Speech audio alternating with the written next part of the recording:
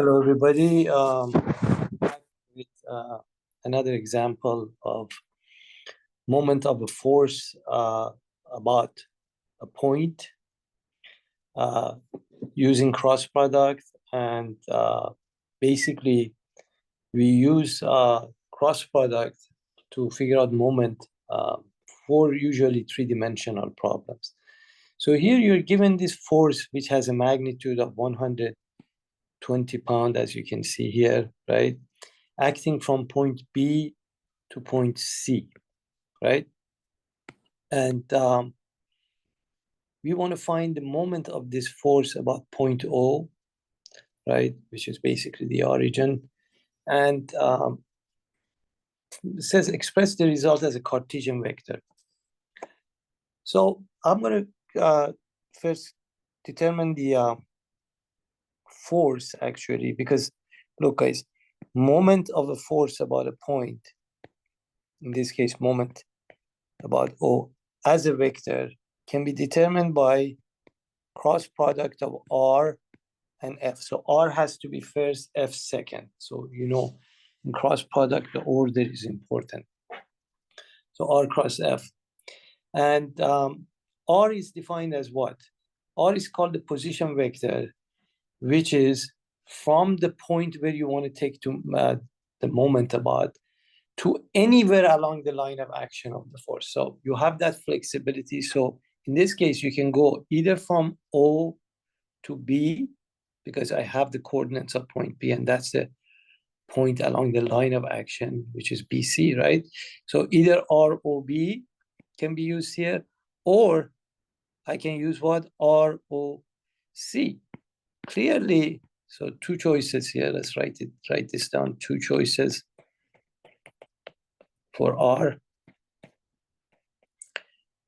Either ROB or ROC. Clearly, B has three components, the ROB. So you have to go in the X, in the Y, and in the Z to get from O to B. But look, ROC just has only one component. It's just along the X-axis, and it's just 5I. So that makes the cross product much easier if I pick ROC. But remember, regardless of which one you use, the outcome of the moment is not going to be altered. It's going to be the same. So let me go ahead and erase this. And so we decided on ROC. Clearly, that's a better choice. This is going to be ROC. But first, I have to describe this force vectorially. See, I do have the magnitude of the force, but what about, its vector format, the Cartesian format, IJK, right? So what I'm going to do, show you that this force, which has magnitude of 120, if I multiply it by the unit vector that goes from the line of action, goes from B to C, then then I have the force in the vector form. All right. So one easy way is to have the coordinates of B, which, as you can see here, is 1, 4, and 2, right? And coordinates of C, which is just 5, 0, and 0, right? And the unit vector from B to C is defined as the position vector divided by its length, right? That's how we get a unit vector. So what is the position vector that goes from B to C? So B to C means B is initial, C is final. So the way we figure out RBC is we subtract initial from the final. So 5 here minus 0. I'm sorry, 5 minus 1. So that's 4I, right? 0 minus 4, minus 4J. And then 0 minus 2, that's minus 2K.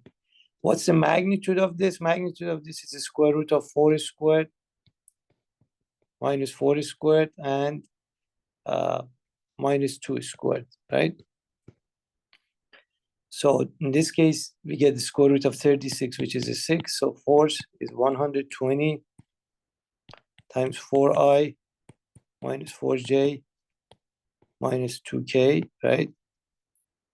divided by 6, and I don't even need a calculator. I can say 6 goes to 120 20 times, so I end up getting 80I minus 80J minus 20K, minus 40K rather, sorry, right? So that's my force vectorially. So now, as we just saw a minute ago, we decided to go with ROC for the position vector. ROC, by just inspection, is just a vector that goes from O to C, right? And that is simply 5I. So the cross product should be very easy. This is moment about O. So 5I ROC cross F. So you could do this any way you like by determinant form. It doesn't make sense to do the determinant form when one of the vectors has only one component, just the 5I.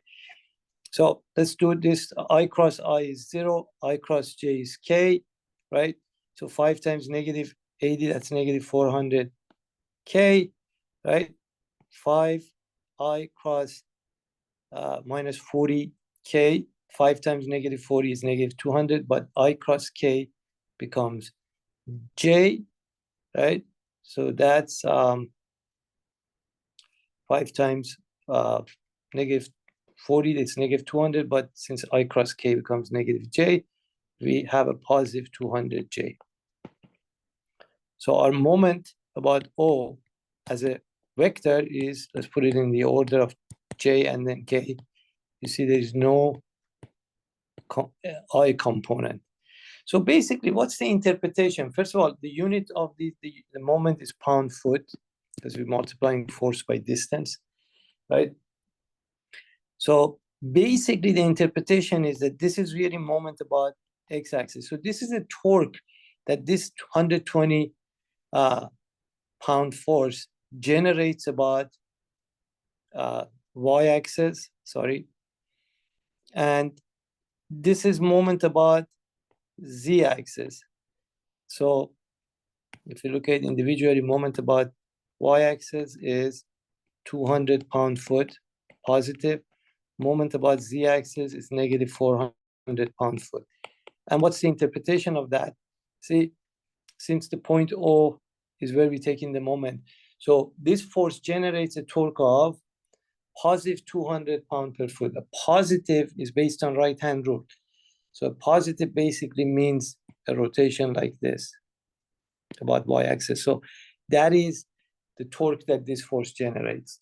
And about z-axis, see, a positive z is like that based on right-hand rule. So a negative z would be just the opposite, right? If you put your right hand, your thumb pointing toward the positive z, now point your thumb downward using your right hand. So that's a rotation that you get. So that's the torque of negative 400 or just 400 in that direction. All right. The magnitude of this moment, moment about O is a square root of 200 squared and minus 400 squared. By the way, there's no moment about x-axis. You see there's no I component here, right? What does that mean? That means the moment should be 0 about x-axis. And the reason for that is, look, this force is going through what? Going through the x-axis. So it's hitting point C, and C is right on the x-axis. That's why this force of 120 cannot cause any rotation about the x-axis. And as a result, the moment about the x-axis is equal to 0. All right. So let me go ahead and find the magnitude of this moment for you, right? So 200 squared plus 400 squared, right? We take the square root, and the magnitude of this moment, the overall torque, is 447.2 pound-foot. And now, if you use the scalar definition of the moment, right?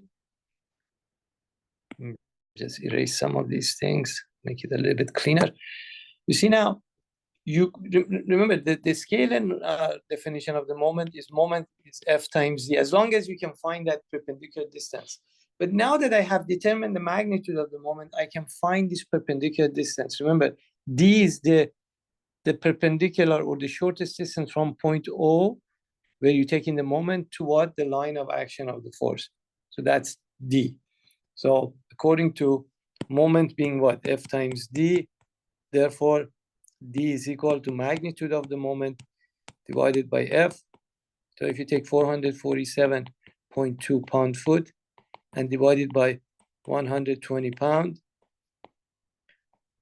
you end up getting, let me just do this, but 3.73 roughly feet. So you can determine that distance D. All right, just a quick problem, guys.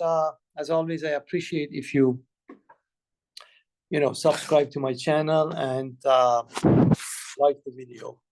And I'll be back soon with new problems on different subjects and different topics.